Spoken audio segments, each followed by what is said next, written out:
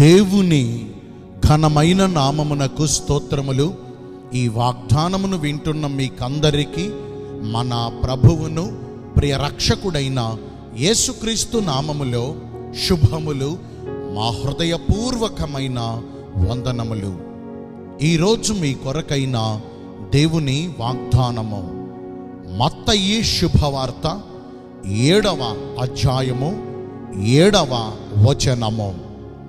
అడుగుడి మీకియ్యబడును, అడుగు ప్రతి వాడును పొందును.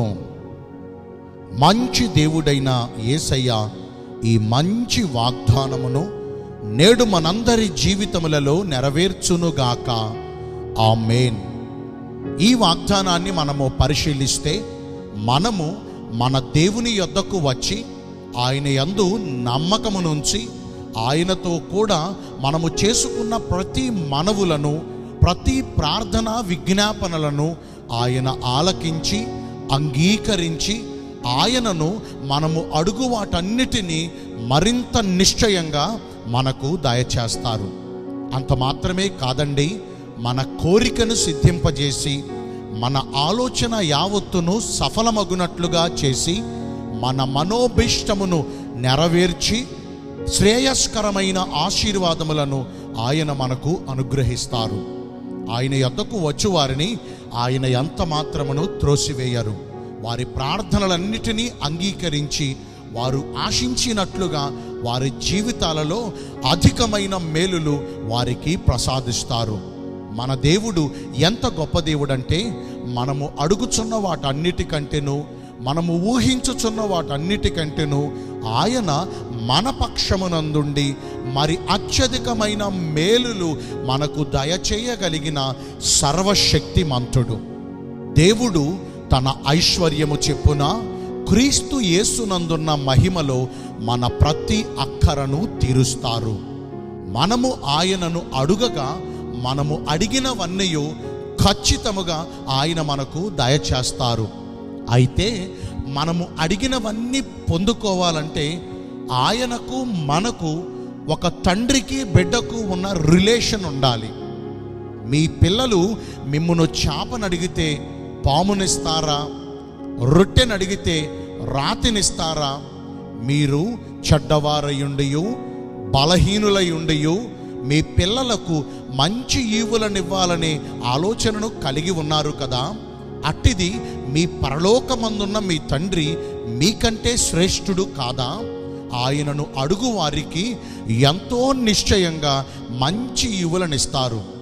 ఇప్పుడు వరకు మనం విన్న ఈ మాటను పరిశీలిస్తే, ఒక బిడ్డ తనకు ఏమి కావాలన్నా తన తండ్రినే కదా అడుగుతాడు. అలాగే ఈ రోజున మనకు మన దేవునికి, ఒక తండ్రికి ఒక బిడ్డకు ఉన్న మంచి సంబంధము ఉన్నట్లయితే మనము ఆయనను అడిగినవన్నీ నిశ్చయంగా మనకు దయచేస్తారు. అంటే మనము ఆయనకు పిల్లలుగా ఉండాలి.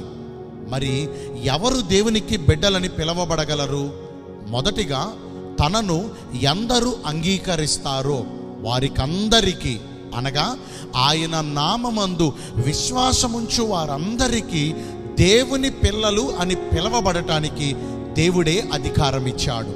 వారిని పరలోక రాజ్య నిధులకు వారసులుగా కూడా చేస్తారు.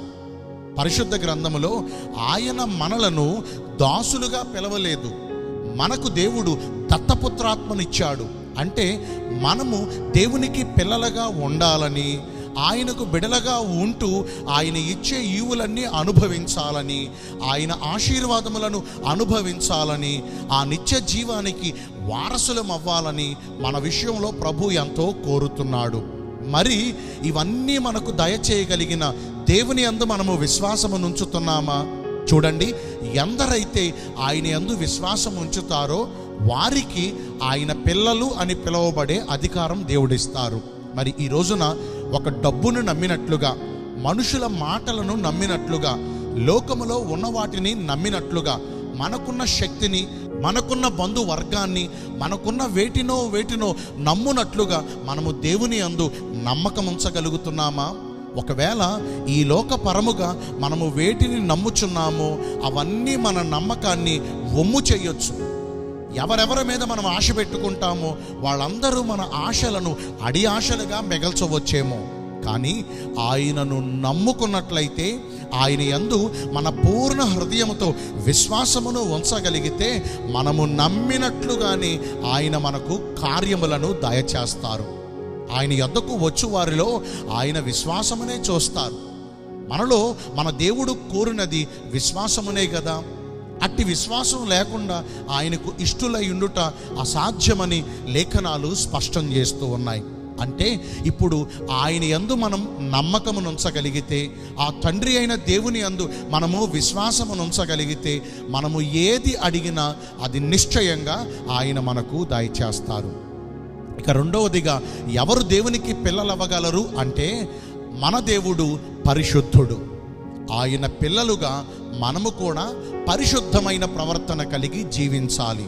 చూడండి, నా తండ్రి ఇంటి పేరు ఏదైతే ఇప్పుడు నాకు కూడా అదే ఇంటి పేరు వస్తుంది కదా. నా తండ్రి ఇంటి పేరు ఒకటి, నా ఇంటి పేరు ఒకటి ఉంటుందా? ఆలోచిస్తే మన యెహోవా దేవుని ఇంటి పేరు పరిశుద్ధత అని అనుకుందాం. ఇప్పుడు ఆయన పిల్లలమైన మన ఇంటి పేరు కూడా ఏమవ్వాలి? పరిశుద్ధత. మరి ఈ రోజున మన దేవుడు పరిశుద్ధుడు, అందులో ఏ సందేహం లేదు. మరి ఆయన పిల్లలుగా మనలో అట్టి పరిశుద్ధత ఉందా? ఆయన వలె పరిశుద్ధమైన ప్రవర్తన కలిగి మనము నడుచుకోగలుగుతున్నామా? కొందరి జీవితాలను మనం పరిశీలిస్తే అడుగడుగున ఏదో ఒక పాపమును జరిగిస్తూనే ఉంటారు. పాప దోష అతిక్రమ క్రియలతో వారి హృదయమును నింపేస్తూ ఉంటారు. మన హృదయములలో పాపమును లక్ష్యముంచిన ఎడల ప్రభు మన మనవిని అసలు ఆలకించడు కదా. ఈ వాగ్దానాన్ని వింటున్న ప్రియ దైవ జనాంగమా, మనము అడిగినవన్నీ పొందాలంటే మనము మన దేవునికి పిల్లలమవ్వాలి. ఇప్పుడు ఎవరు దేవునికి బిడ్డలని పిలువబడతారంటే, మనం తెలుసుకున్నాం, ఆయన యందు విశ్వాసముంచు వారు ఆయన పిల్లలుగా పిలువబడతారు. రెండవదిగా, పరిశుద్ధమైన ప్రవర్తన కలిగి జీవించువారు ఆయన పిల్లలుగా పిలువబడతారు. మరి మనము ఆయనకు వేరుగా ఉన్నామా, లేకపోతే ఆయనకు బిడ్డలుగా జీవిస్తున్నామా? మన పిల్లల కొరకు మనం ఏమేమో దాచిపెడతాం కదా. ఆయన తన గుప్పిలిని విప్పి తన ప్రజల యొక్క కోరికలన్నిటినీ తృప్తిపరచగలిగిన సర్వశక్తి సమర్థుడు. నేటి నుంచి ఆయనకు బిడ్డలుగా జీవించి ఆయన ఇచ్చే సకల సమృద్ధిని మనము అడుగు వాటన్నిటినీ దేవుని ద్వారా పొందుకుందాము. ఒక చిన్న ప్రార్థన చేస్తానండి. పరిశుద్ధుడును ప్రేమ కలిగిన మా ప్రియ పరలోకపు తండ్రివైన దేవ, మీ కృప కలిగిన బంగారు ఘన నామమును బట్టి నిండు మనసుతో కోట్ల కొలదిగా మీకు మా కృతజ్ఞత స్తుతులు స్తోత్రములు వందనాలు చెల్లిస్తున్నాము.